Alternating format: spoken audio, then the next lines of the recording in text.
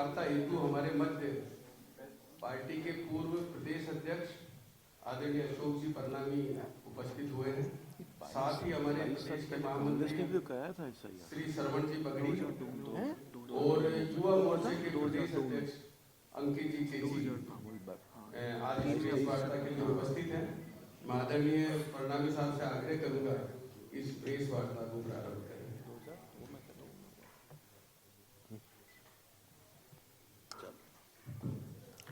बहुत बहुत धन्यवाद। मेरे पास मंच पर उपस्थित भारतीय जनता पार्टी राजस्थान प्रदेश के महामंत्री आदरणीय श्रवण बगड़ी जी, हमारे भारतीय जनता पार्टी युवा मोर्चा के प्रदेश अध्यक्ष आदरणीय अंकित चेची जी, मुकेश पारी जी और यहाँ उपस्थित सभी पत्रकार बंधुओं, सबसे पहले तो मैं आप सभी का हार्दिक अभिनंदन करता हूं और हार्दिक स्वागत करता हूं। और हमारे देश के प्रधानमंत्री आदरणीय नरेंद्र भाई मोदी जी को आपके माध्यम से पूरे राजस्थान प्रदेश की जनता को उनकी तरफ से बहुत बहुत बधाई और बहुत बहुत शुभकामनाएं देना चाहता हूं कि आज बिहार में एनडीए की सरकार बनी। आज नीतीश जी ने शपथ ग्रहण करी, उनके मंत्रिमंडल ने शपथ ग्रहण करी। सभी मंत्रिमंडल के सदस्यों को, नीतीश जी को बहुत बहुत बधाई और बहुत बहुत शुभकामनाएं, जो इतने भारी बहुमत के साथ एनडीए की बिहार में सरकार बनी। और जब भी कांग्रेस हारती है, हारती ही नहीं बुरी तरह से हारती है, चाहे वो हरियाणा ले लो, चाहे महाराष्ट्र ले लो, चाहे दिल्ली ले लो और अब चाहे बिहार ले लो, तो हमेशा एक राग अलापती है। पहले वो राग अलापती थी कि ईवीएम को हैक किया जाता है, ईवीएम के द्वारा भारतीय जनता पार्टी चुनाव जीतती है। सुप्रीम कोर्ट तक केस गया और सुप्रीम कोर्ट ने भी कह दिया कि ईवीएम से जितने भी चुनाव हुए हैं वो सारे निष्पक्ष हुए हैं, ईवीएम की मशीन से कोई छेड़छाड़ नहीं हो सकती। तो ईवीएम का राग अलापना बंद कर दिया, परंतु हार तो निरंतर उनकी हो रही है। अब उन्होंने एसआईआर का राग अलापना शुरू कर दिया। एसआईआर का कांग्रेस और कांग्रेस के साथ जो कुछ विपक्षी दल हैं, उन्होंने इसका पूरे देश में विरोध करना शुरू कर दिया।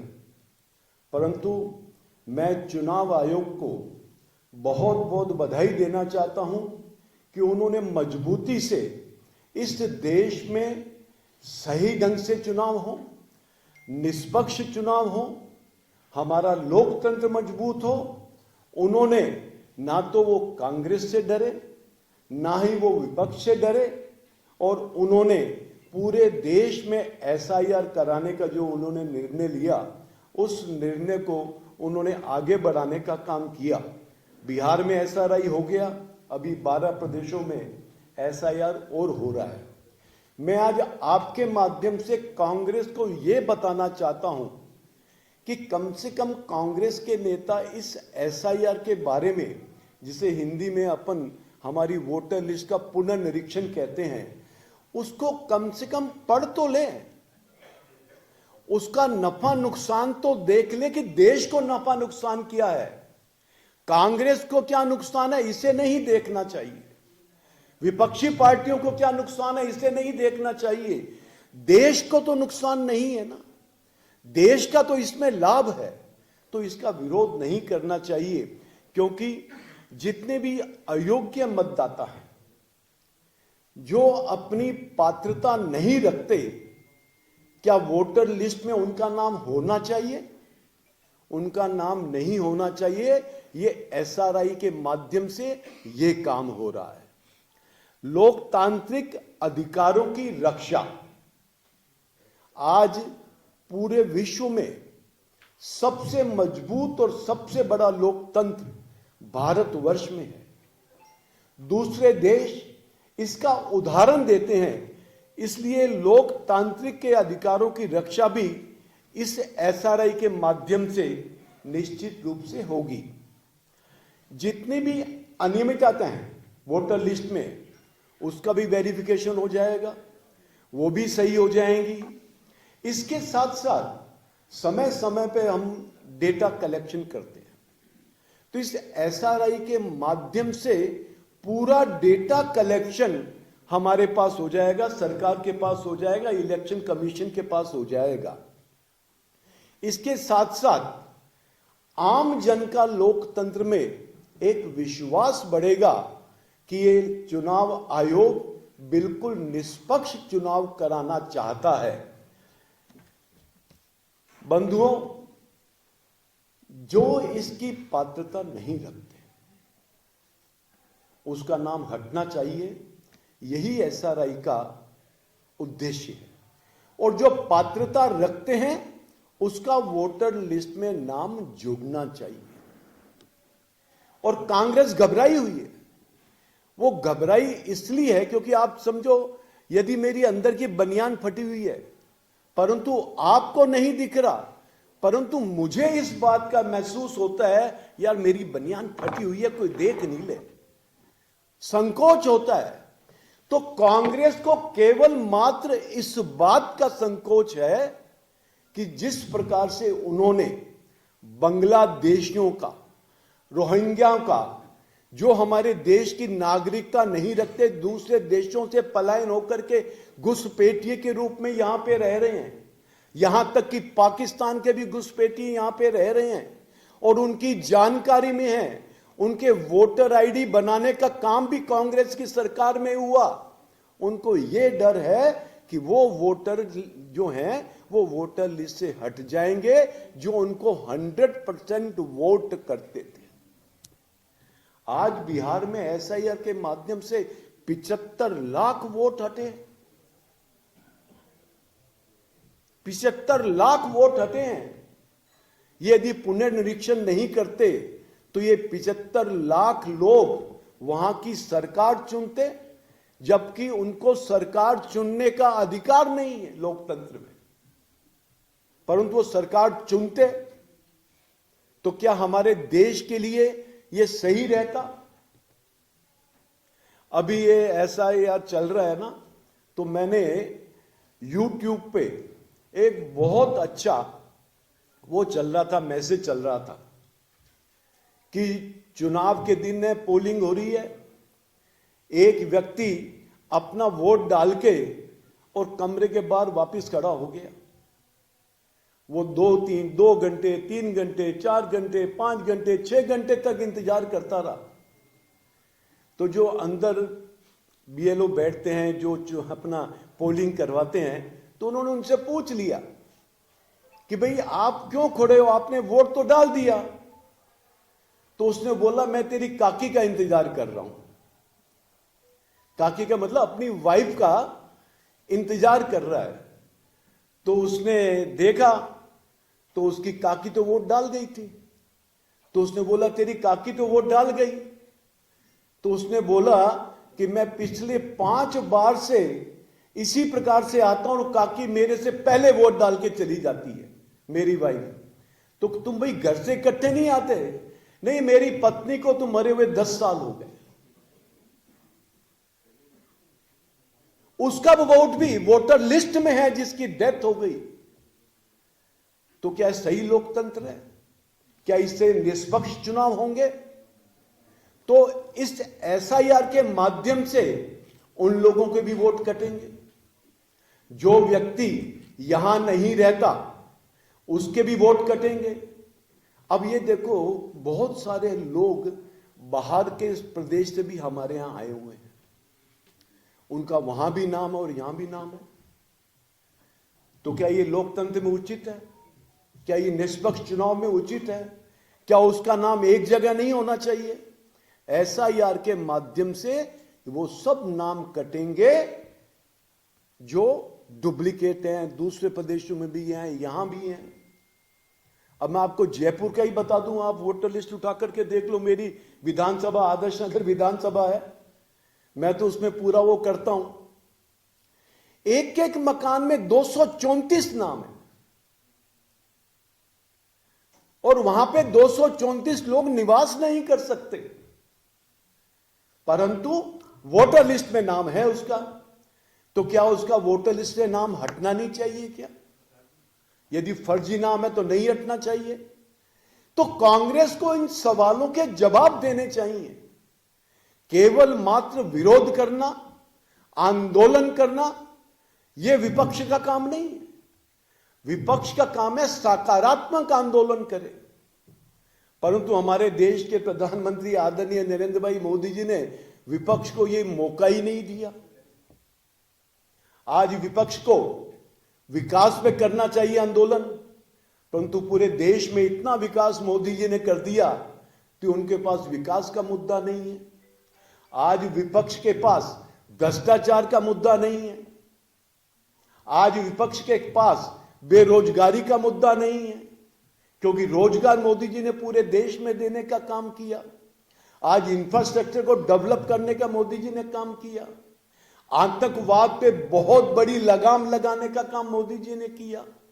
अपनी सीमाओं को सुरक्षित करने का काम किया, सैन्य शक्ति को मजबूत करने का काम किया। तो आज कांग्रेस के पास कोई मुद्दा नहीं है। जिस मुद्दे को कांग्रेस को जो विपक्ष की पार्टियां उठाती हैं, तो हमने उनको मुद्दा दे ही नहीं रखा। तो बेवजह के मुद्दे ये कांग्रेस उठा करके जनता को क्या कहते हैं, उसको भ्रमित करने का काम कर रही है। परंतु देश की जनता भ्रमित होने वाली नहीं है।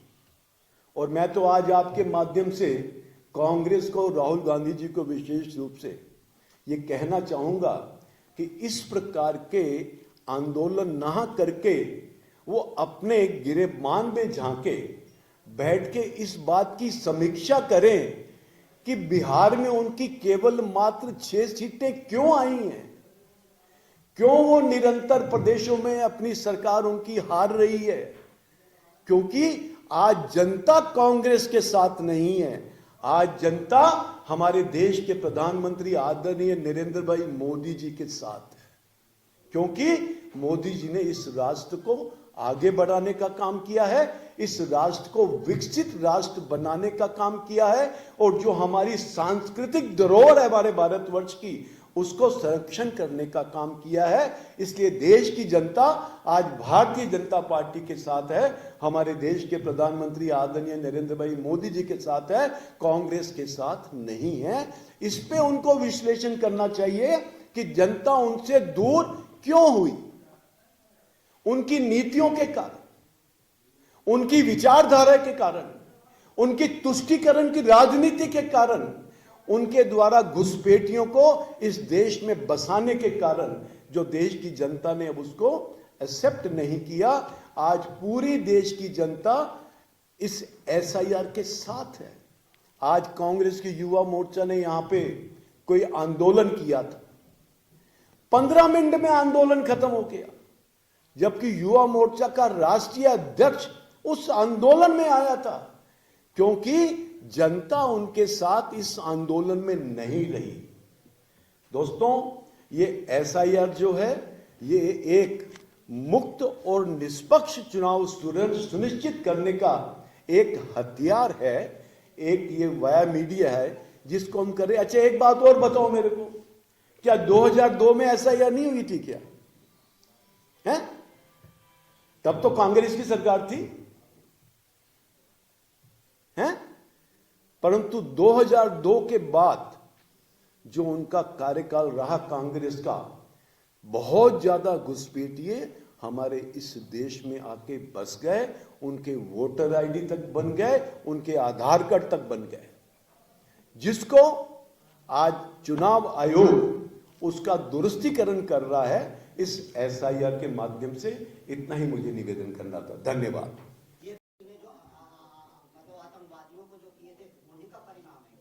देखिए,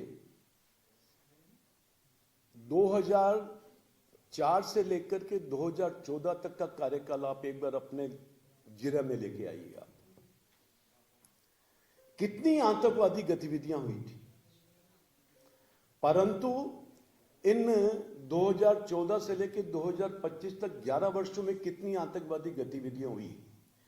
कांग्रेस के राज में आतंकवादी गतिविधियां हुई तो कांग्रेस ने उस पर क्या एक्शन किया, और हमारे कार्यकाल में इक्का दुक्की जो आतंकवादी गतिविधि हुई तो हमने उसका करारा जवाब, चाहे सर्जिकल स्ट्राइक हो, चाहे एयर स्ट्राइक हो, चाहे अपने ऑपरेशन सिंदूर हो, उसके माध्यम से हमने देने का काम किया। और अभी दिल्ली में जो हुआ, पूरी नीचे से लेकर के ऊपर तक की तारों को जोड़ करके सबको गिरफ्तार करने का काम किया, और उनसे पूछताछ हो रही है, और पता नहीं कितनी तार कहां कहां निकलेंगी, उसको छोड़ा नहीं जाएगा। हमारे प्रधानमंत्री जी ने भी कहा, हमारे गृह मंत्री आदरणीय अमित जी शाह ने भी कहा कि हम किसी प्रकार से इनको बख्शेंगे नहीं, कड़ी से कड़ी सजा इनके लिए तैयार है। बाकी राज्यों में कब तक लागू होगा? देखिए, अभी ये 12 राज्यों में हो रहा है, इस बार ये मान के चले पूरे देश में होगा। प्रणामी जी, आपने कहा जनता कांग्रेस के साथ नहीं है, और वो नजर भी आ रहा है। आज के आपने एक धरने की बात की, उसमें तो मात्र 100 लोग थे, उसके बावजूद भाजपा को प्रेस कॉन्फ्रेंस करके उस धरने को एक्नॉलेज करने की आवश्यकता क्या? देखिए, मैं हमेशा एक ही बात कहता हूं, यदि कोई झूठ भी है ना, 10 बार उसको वो सच करके बोल देगा ना, तो जनता को वो सत्य लगेगा, यदि हमने उसको रोकने का काम नहीं किया था। मैं एक पंडित वाली सुनाता हूं हमेशा ही, अब वो दोबारा नहीं सुनाऊंगा, आपको पहले सुना चुका हूं मैं, नहीं समझे ना। इसलिए उनके झूठ को रोकना ये हमारा काम है, नहीं तो जनता भ्रमित होगी। आज वो जनता को भ्रमित करना चाहते हैं, 100 में से 80 भ्रमित नहीं होंगे, 20 तो हो जाएंगे। हम उन 20 को भी भ्रमित नहीं होने देंगे।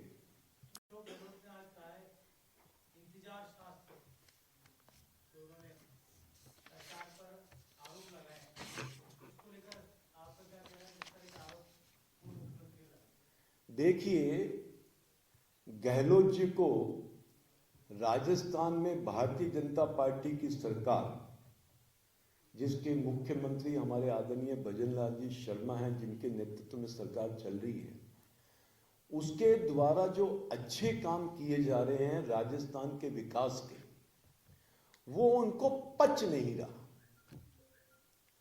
देखिए, उनके कार्यकाल में करीबन 19 पेपर लीक हुए या 18 हुए होंगे, जिसके कारण लाखों बेरोजगार युवाओं को रोजगार नहीं मिल पाया, क्योंकि परीक्षा ही नहीं हुई, पेपर लीक हो गए, नौकरियां दे ही नहीं पाए वो।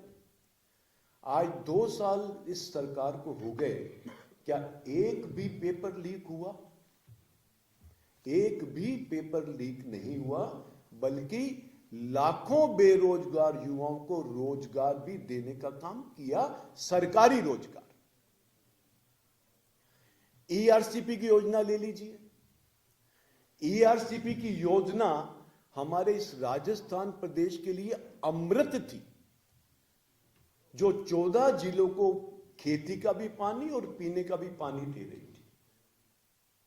गहलोत साहब ने 5 साल तक उस पर कुंडली मार के बैठे रहे, केवल मात्र उसका राजनीतिकरण करते रहे, परंतु ईआरसीपी की योजना को आगे बढ़ाने तक का काम नहीं किया, जबकि केंद्र सरकार जल जीवन मिशन में पैसा देने के लिए तैयार थी, और कितने 500 करोड़ रुपए तो दे भी दिया था, जो खर्च गहलोत साहब ने नहीं किया।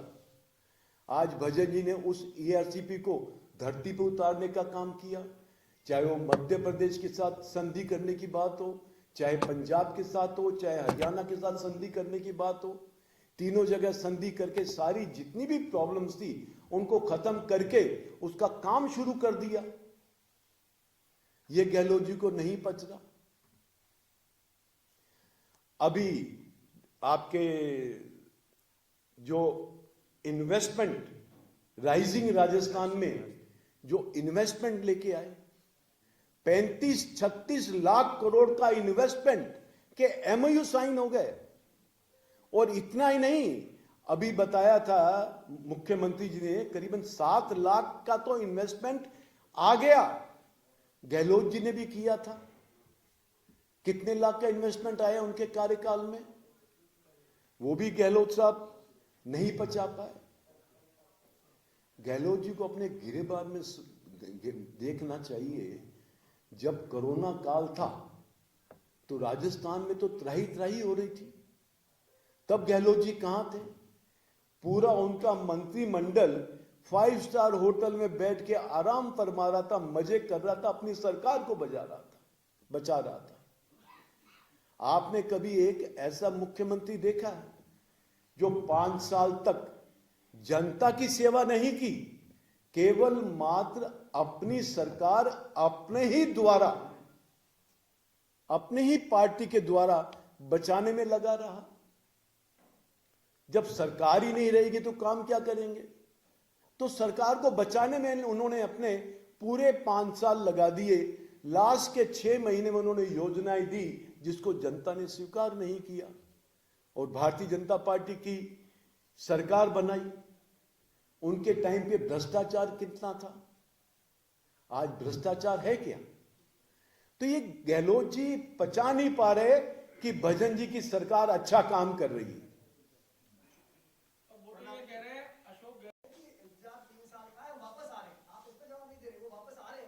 देखिए, अभी तक कितने उपचुनाव हुए राजस्थान प्रदेश में हैं?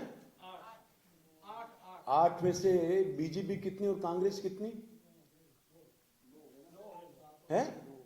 8 हुए। बीजेपी कितनी जीती? 5। कांग्रेस कितनी जीती? क्या हुआ रेशो? तो कैसे कह रहे हैं? ऐसी हवा में डाल रहे हैं। ये तो धरातल पे है। अच्छा प्रणाम जी, आपने कहा बिहार में जनता इंतजार कर रही है 3 साल बाद कांग्रेस की वापसी का। देखिए, ये पूरे राजस्थान प्रदेश को मालूम है कि 3 साल बाद चुनाव होने हैं, तो इंतजार किसका? 2 साल बाद तो चुनाव होंगे नहीं, होंगे तो चुनाव 5 साल बाद।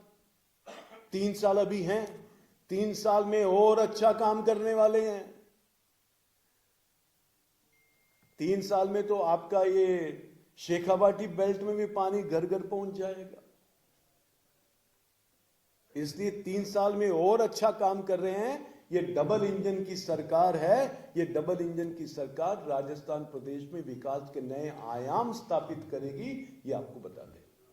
क्या बुलाओगे? अरे यार क्या बोल रहे हो? आंदोलन से लगा दो प्रेस कॉन्फ्रेंस में।